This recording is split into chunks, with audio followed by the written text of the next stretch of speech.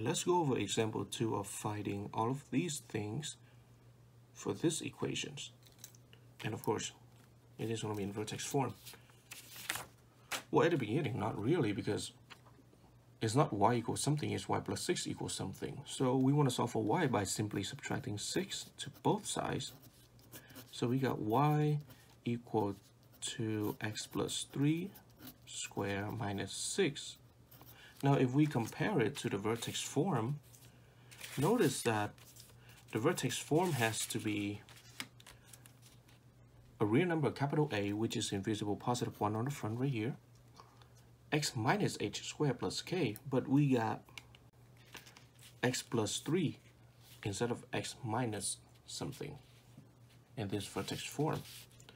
So that means we have to somehow convert this plus sign into the minus sign, and of course we got a plus k, so we have to somehow convert this minus into the plus.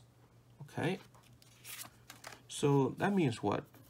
Well, if you recall, the plus sign can be written as x, well, it can be written as minus and then the negative version of the number, which is -3. And then the minus sign can be rewritten as plus and then parentheses minus that number. Okay, so x plus 3 can be rewritten into x minus -3, and then minus 6 can be rewritten into plus -6. So guess what? This is the x coordinate and this is the y coordinate of the vertex. So the vertex h comma k, which is equals to -3 comma -6. Now, is it the maximum or the minimum? Well, actually, no, not that. Let's find the axis symmetry first.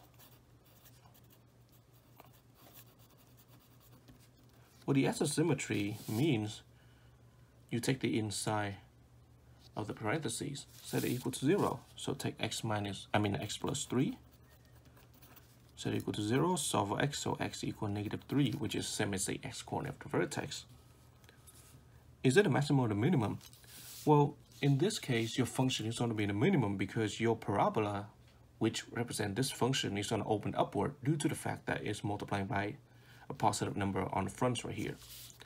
So there is no vertical reflection.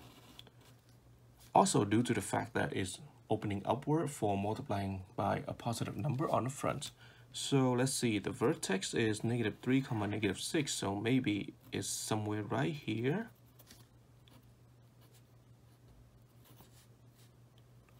Okay, and if you were to graph your function, it's probably going to look something like this. So it's just a rough sketch, okay? Yeah, and by reading the function from left to right, your function go from decreasing, hit the vertex, and then to increasing. So that's another way to find out whether your function is gonna have a maximum or minimum value. So because it's go from decreasing to increasing, you have a minimum at y equal to -6. Now, what about the domain? Well, algebraically, the domain, since we don't have any denominator, we immediately know that we can plug in any x value and we'll be able to crank out the corresponding y value of each specific x value. So the domain in this case, DOM, is going to be from -infinity to +infinity. But graphically, how do we determine that? Well, just read all of the x value from left to right. Your function is going to continue infinitely like that. So it's going to hit every point all the way to -infinity, and all of the x value also to +infinity. So yeah, that's another way to find domain.